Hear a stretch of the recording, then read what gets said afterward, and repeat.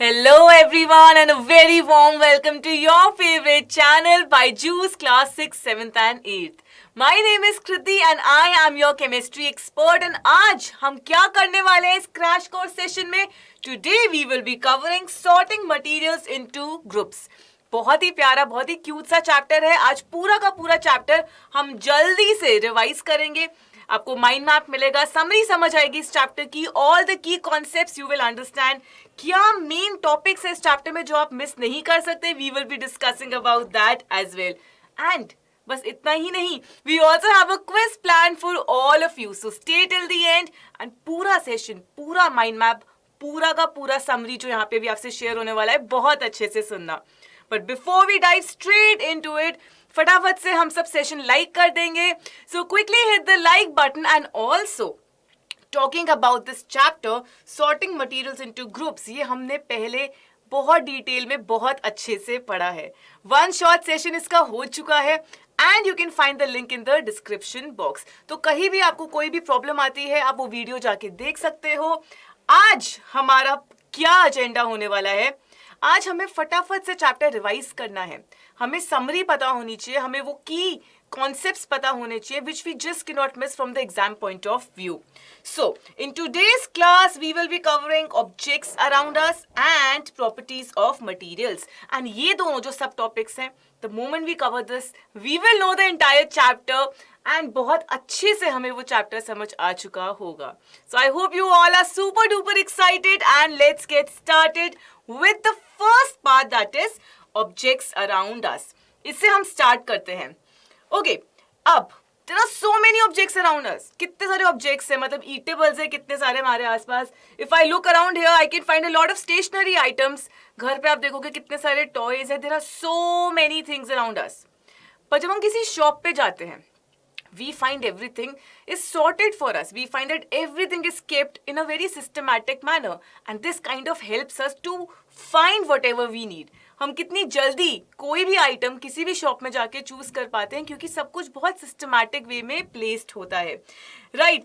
So it becomes easy for us to find things. And this is actually the importance of sorting things into groups. Even at our home we tend to do this, right? हम घर पे भी सारे eatables kitchen में रखते हैं, right? हम सारे के सारे क्लोथ्स जो है अपने कबर्ड में रखते हैं, शूज जो हैं या फुटवेयर जो है वो शू रैक में रखते हैं, so that we know what we are finding and where to find it.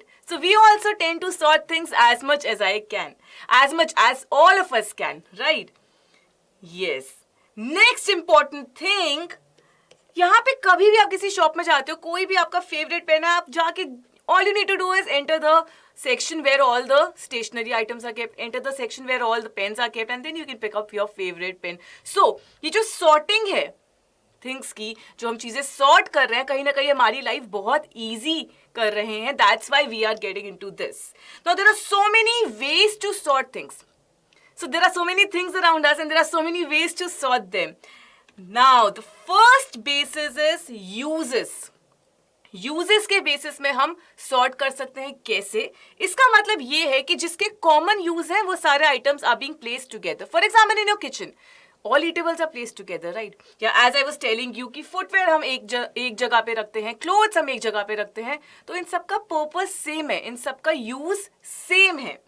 या मेडिसिन है, you will notice all the medicines are kept at the same place, or you know all the grocery items, fruits, vegetables are kept at the same place. तो कहीं ना कहीं जो use होता है इनका, that is what is deciding how to sort. So this is one of the bases जो हम यूज कर सकते हैं.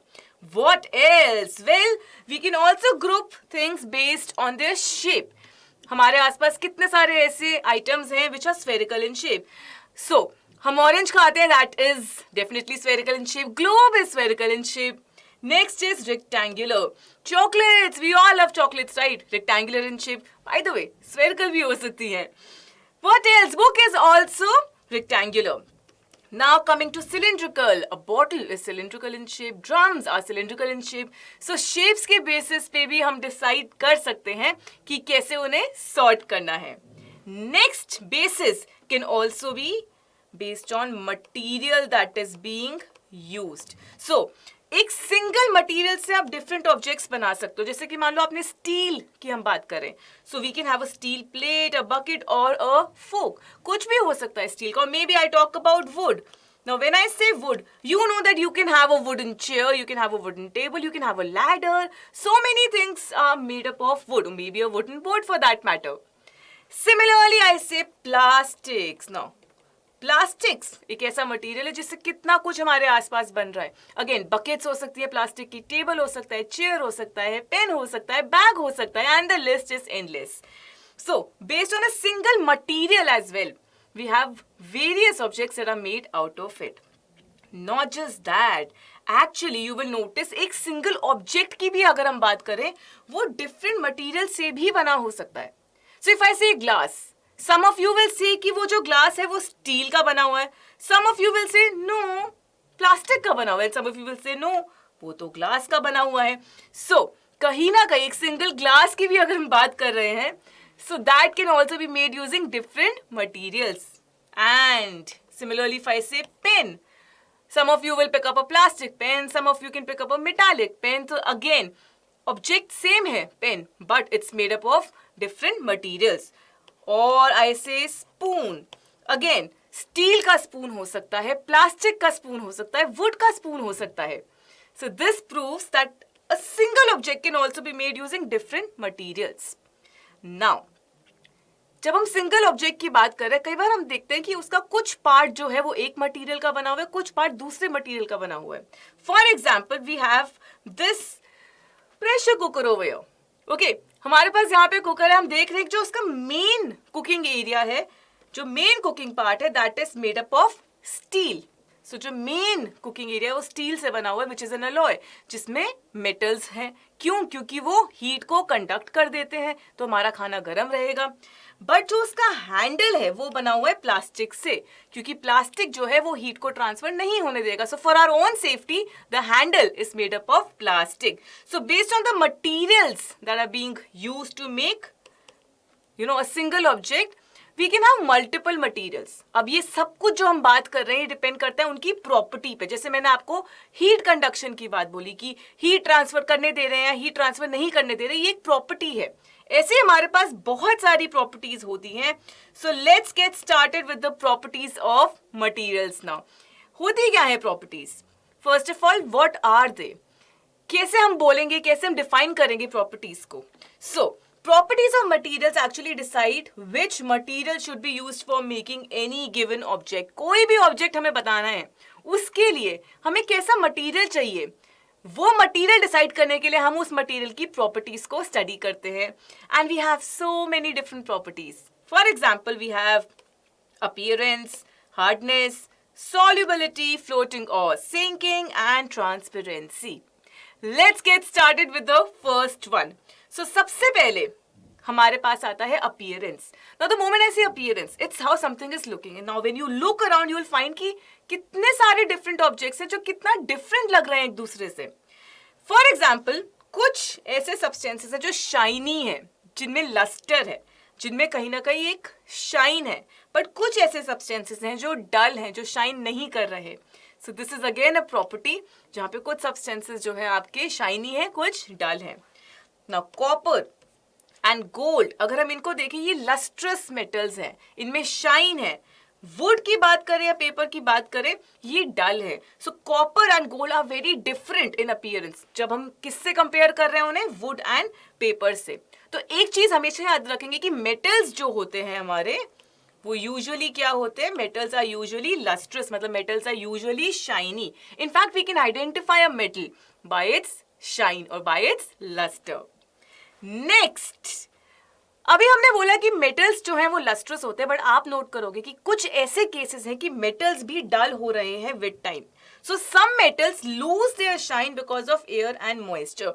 सबसे कॉमन एग्जांपल है आयरन नेल का. हम देखते हैं पहले तो वो सिल्वर है, सिल्वरी ग्रे है, right. With time we notice कि कुछ रेडिश ब्राउन सा सब्सटेंस उस पे आ गया, मतलब उस आयरन नेल में कहीं ना कहीं एयर एंड मॉइस्चर की वजह से क्या हो गया? रस्टिंग हो गया. So this is a new term for all of you, rusting of iron.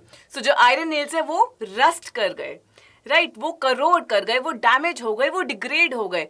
Oxygen and moisture की वजह से। Next important property we have is hardness. Hardness, very very simple. Okay, some substances are hard and some substances are soft. Say suppose we have a coin. अगर हम इस coin को press करते हैं तो हम प्रेस नहीं कर पाएंगे, हम उसे कंप्रेस नहीं कर पाएंगे। ऐसे सब्सटेंसेस को हम हार्ड सब्सटेंसेस कहते हैं। Now suppose we have a sponge and we try to compress it, we try to press it, हम प्रेशर अप्लाई करते हैं तो उसकी वॉल्यूम जो है कम हो जाएगी। दे कैन बी कंप्रेस्ड और स्क्रैच्ड। ऐसे सब्सटेंसेस को हम सॉफ्ट मटेरियल्स कहते हैं। So if you will pick up a stone, that will be hard, right? But if you pick up cotton, that is going to be soft. So ये एक और important property है जो आप सबको पता होनी चाहिए। Moving on to the next one, we have solubility. तो कुछ ऐसे substances हैं जो dissolve कर जाते हैं water में and they are said to be soluble. तो वो disappear कर जाएंगे। The moment they dissolve, they are in a way disappearing in water. जो disappear नहीं करते वो insoluble हो गए। So, salt, घर पे आपने देखा होगा, उसको हल्का सा पानी में मिला के देखो, यू विल नोटिस कि सॉल्ट या शुगर डिसॉल्व कर जाते हैं वाटर में। मगर अगर हम बात करें सॉडस्ट की या सैंड की, they do not disappear, so they are insoluble substances. तो ये वाटर में डिसॉल्व नहीं कर रहे, वाटर में डिसअपियर नहीं कर रहे। So this was about solubility. Basic knowledge हमें सॉल्युबिलिटी की है, बट इसकी एक बहुत इंपॉर्टेंट इसका आपको एक एग्जाम्पल देते हैं जो इन अ वे इंपॉर्टेंस बताता है सॉल्युबिलिटी का। आप नोट करोगे जो एक्वेटिक ऑर्गेनिजम्स हैं उन्हें ऑक्सीजन चाहिए होती है। क्यों ऑक्सीजन चाहिए होती है? उन्हें रेस्पिरेशन के लिए चाहिए होती है। और जो एक्वेटिक प्लांट्स हैं उन्हें कार्बन डाइऑक्साइड भी चाहिए होता है फॉर फोटोसिंथेसिस। तो ये जो दोनों गैसेस है, ऑक्सीजन एंड कार्बन डाइऑक्साइड, ये कहीं ना कहीं सॉल्युबल है वाटर में। तो पानी के अंदर ये दोनों गैसेस डिसॉल्व कर जाती हैं। That's how the aquatic organisms are able to utilise oxygen and carbon dioxide. All right, moving on to the next property that we have, floating and sinking. Very basic, very very simple. वो substances जो surface पे रह जाते हैं वो float करते हैं पानी पे, right? और जो surface पे नहीं रहते वो sink कर रहे हैं। For example, कोई leaf है, wood है, balloon है, plastic है, you know all these things, may be a sponge, may be a thermocol, ये float करेंगे water पे। पर अगर हम कोई कॉइन लेते हैं या मैं कोई की लेती हूँ या मैं कोई स्टोन लेती हूँ, वो फ्लोट नहीं करेगा, वो सिंक कर जाएगा पानी में। So it will go at the bottom, जिसे हम सिंकिंग बोलते हैं। So we know about some objects that float and some objects that sink in water. Coming to the very important property about transparency. अब ये transparency क्या है? कुछ हमारे आसपास ऑब्जेक्ट्स है जो ट्रांसपेरेंट है, some of them are opaque and some of them are translucent. Let's get started with the very first one, that is transparent. Very very simple concept. You have seen, you know, all these examples around you. Transparent materials वो होते हैं through which things can be seen clearly. अब आप note करो, आप classroom में बैठे हो, there is a glass window out there and you can see outside the window. Why? Because this glass is transparent. तो ग्लास या वाटर क्या होता है? Transparent. And similarly air also, so we are able to see each other. Why? Because the air around us is also transparent. Next, opaque objects. Opaque objects वो होते हैं through which we can not see anything. So if there is an opaque object in front of me, उसके पीछे क्या है मैं नहीं देख पाऊंगी। For example, there is you know a metal और अ metallic door for that matter, or there is a wooden door. Now if I have a metallic door or a wooden door, I will not be able to see उसके पीछे क्या है। क्यों? क्योंकि it is going to be an opaque object. Now coming to translucent, so it's in between opaque and transparent. Translucent objects वो होते हैं, these are the materials through which things can be seen but not clearly. हम देख सकते हैं but clearly नहीं देख सकते। For example, butter paper. जिनको बेकिंग बहुत पसंद है उन्होंने नोट किया होगा बटर पेपर क्या होता है। आप बटर पेपर के थ्रू देख सकते हो बट नॉट क्लियरली। और maybe sunglasses for that matter, और any oil paper and some plastics as well. So ये सारे सब्सटेंसेस क्या हुए? ये सारे सब्सटेंसेस ट्रांसलूसेंट हैं। That means we can see through them, हम देख सकते हैं बट बिल्कुल कंप्लीट विजन के साथ नहीं, कंप्लीट क्लियर मतलब क्लियरली नहीं देख पाते, दो वी कैन सी, थोड़ा बहुत हम देख पाते हैं। सो Now you know about transparent, opaque and translucent objects as well.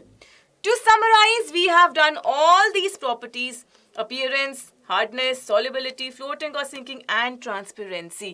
If you have understood all of these, quickly hit the like button so that I also get to know that you have understood all the important properties that we have just discussed along with their examples. And with this, we have come to the end of this session. We've got you covered, guys. हम आते रहेंगे ऐसे sessions के साथ जहाँ पे आपको summary बहुत फटाफट हम रिवाइज करा सके, पूरे चैप्टर के कोर कॉन्सेप्ट्स आपसे शेयर कर सके, बट पिक्चर अभी बाकी है. क्या होने वाला है आगे? सो यू विल नोटिस कि जब भी हम आपको कुछ पढ़ाते हैं, हम आपको ऐसे नहीं छोड़ते, आपको प्रैक्टिस जरूर कराते हैं, क्योंकि प्रैक्टिस के बिना कोई भी प्रिपरेशन इनकम्प्लीट है. So you will form a Google link in the description box. आपको डिस्क्रिप्शन बॉक्स में गूगल लिंक मिलेगा, वहां पे कुछ क्वेश्चंस होंगे and they can check your exam preparedness. मतलब बहुत सोच के समझ के कुछ क्वेश्चंस बनाए गए हैं, एक्सपर्ट्स ने बनाए हैं, एग्जाम पॉइंट ऑफ व्यू के बेसिस पे बने हुए हैं, आपके लिए बने हुए हैं. So don't forget to attempt all these quiz questions. आपको ये क्विज मिल जाएगा in the form of Google form description box में. ये हम अटेम्प्ट डेफिनेटली करेंगे and I also have a homework question for all of you, so stay till the end. Also, everyone, something very important for all of you. So, for grades 3rd to grade 10, grade 3rd to grade 10 के students जैसे कि आप grade 6 के हो, so BYJU'S National Scholastic and Personality Test is a test that is being organized for all of you so that आप अपनी skills को in a way analyze कर सको, अपनी performance को analyze कर सको और उसके basis पे एक बहुत ही informed decision low about your future, about your career. ये बायजूस ट्यूशन सेंटर में जाके आप दे सकते हो. मतलब this test is going to be offline. आपको exam environment, exact exam environment मिलेगा वहां पे, तो your performance will also be more genuine in that case. 2 hours का पेपर होने वाला है. 120 आप देखोगे वहां पे 120 मार्क्स का पेपर होने वाला है. 60 marks for science, 60 marks for maths. तो साइंस एंड मैथ्स जो कोर सब्जेक्ट्स हैं वो आप अपने एक्चुअली में एनालाइज कर सकते हो. रजिस्ट्रेशन का लिंक आपको डिस्क्रिप्शन में मिल जाएगा. These are the exam dates. Weekend पे है, so do not miss it for anything. Cash rewards तो आपको मिल ही रहे हैं, इसमें स्कॉलरशिप भी मिल रही है, but that's not it. The most important thing is this 15-page personalise academic report. When I say it's personalise, it basically means कि आप कैसे अटेम्प्ट कर रहे हो कोई क्वेश्चन, आप कैसे अटेम्प्ट कर रहे हो किसी पर्टिकुलर कॉन्सेप्ट को, वो आपको बहुत डिटेल में समझ आएगा कि ये चैप्टर मेरा स्ट्रॉन्ग है, ये वीक है, इस चैप्टर में ये सब टॉपिक मेरा स्ट्रॉन्ग है, ये सब टॉपिक मेरा वीक है. सो बहुत डिटेल में आपका बिहेवियर एनालिसिस होगा. आप उस टाइम पे किस वे में अटेम्प्ट करते हो क्वेश्चंस, आप बहुत कुछ अपने बारे में जानोगे when you look at this detailed report card.